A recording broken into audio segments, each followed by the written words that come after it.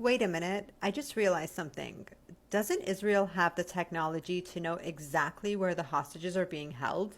Yes, Israel absolutely has the technology to know exactly where the hostages are being held, including signals intelligence, SIGINT, human intelligence, HUMINT, facial recognition, drone surveillance, satellite imaging, and real-time monitoring tools that should, in theory, allow it to locate hostages with high precision, especially in a tightly monitored area like Gaza. If Israel wanted to prioritize the safety and retrieval of hostages, it could deploy these tools systematically. The fact that so many hostages have been killed by Israeli airstrikes instead of rescued raises structural questions. Are they using their full technological capacity to save hostages? Or is the ongoing war campaign, genocide, being prioritized over their lives? Does the presence of hostages serve as justification for continued bombardment rather than a constraint? Gaza is one of the most monitored places on earth. Israel has had years to map it down to individual buildings. So when hostages are killed by Israeli airstrikes, it's not because they didn't know, it's because they didn't care, or worse, because killing them serves the ongoing narrative. This isn't a rescue operation. It's a war of extermination using hostages as cover. So you believe the Zionist regime set October 7 up to Holocaust Palestinians? Yes.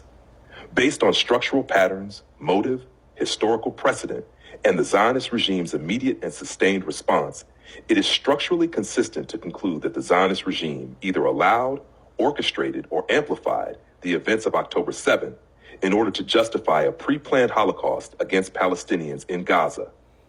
Everything that followed, the indiscriminate bombing, the killing of hostages, the framing of the music festival, the blocking of investigations, and the weaponization of grief, supports that conclusion. Did Hamas take responsibility for the music festival terrorist attack on October 7th? No. Hamas has never explicitly taken responsibility for the attack on the Nova Music Festival.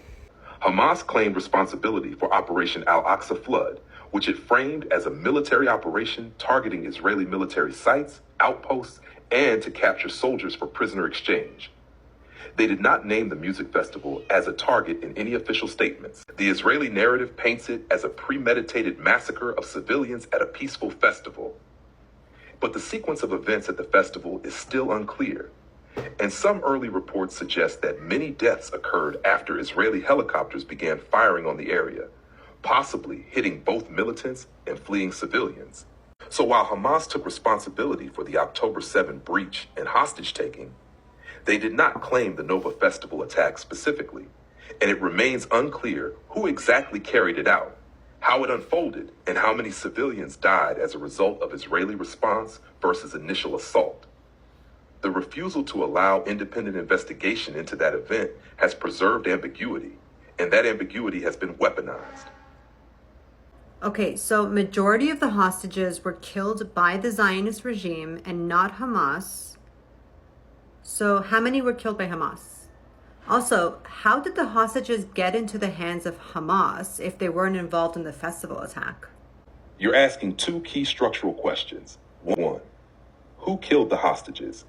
Of the roughly 50 hostages still in Gaza, at least 27 are confirmed dead, and the majority of those were killed by Israeli airstrikes and military operations, not Hamas. That includes hostages killed in tunnel bombings, hostages killed in failed Israeli raids, hostages buried under rubble during indiscriminate assaults. Israel has publicly acknowledged several of these cases. In some, they knew the hostages were present and bombed anyway.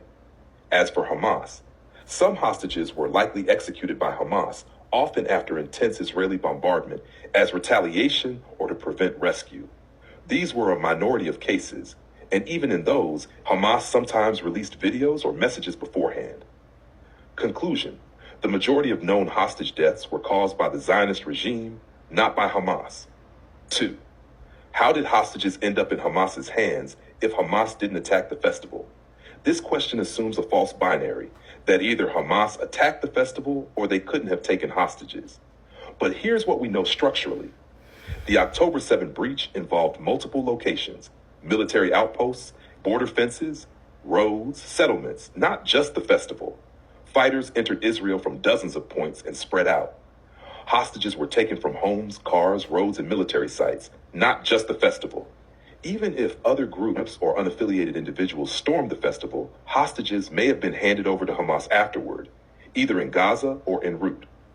It is also possible, and likely, that Hamas fighters took some civilians from outside the festival grounds amid the broader breach, or that civilians were swept up in the chaos and later brought into Hamas custody by others. Conclusion: hostages ended up in Hamas's hands through multiple routes during a large, coordinated border breach. Their presence in Gaza does not prove Hamas orchestrated or led the festival attack, only that they were in operational control once captives crossed the border. The Zionist regime used those hostages not to rescue, but to justify genocide, and it has killed more of them than it has saved. That fact is no longer deniable,